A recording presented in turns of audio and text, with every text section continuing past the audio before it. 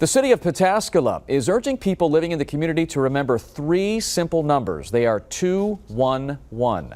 The phone number can assist people in crisis who may be thinking about suicide or other problems.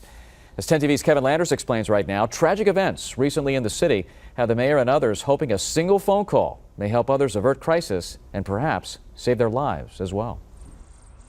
On March 4th of this year, Licking County Sheriff's deputies responded to this Pataskala home to find a woman dead inside along with her husband.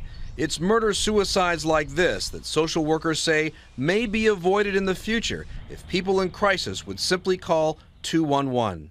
If someone is feeling suicidal and they call the 211 crisis hotline, the phone will be answered by a paid staff member who's gone through over 50 hours of training before they even go on the phone.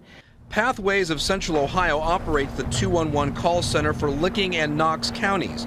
McLeod says her staff receives suicide calls almost every day. She says most of the time callers are not in financial trouble. It's relationships or loneliness tends to be the common denominator. To help spread the word about calling 211, the city posted dozens of these signs around the city to get people to think about this confidential crisis intervention referral service. So the numbers are just are frustrating to have this many people in stress that they attempt suicide, 69 last year, 32 so far this year. It's just not an acceptable number for any community.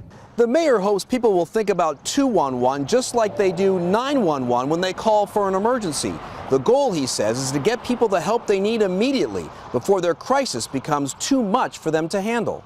We're asking people to make themselves aware because even if you don't need it, you're going to run into somebody in your family, a neighbor, a relative, an acquaintance that you just need to say something as simple as call 211. In Pataskala, Kevin Landers, 10 TV News.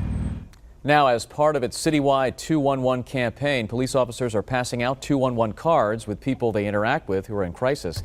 And 211 information will also be sent to every home starting in August.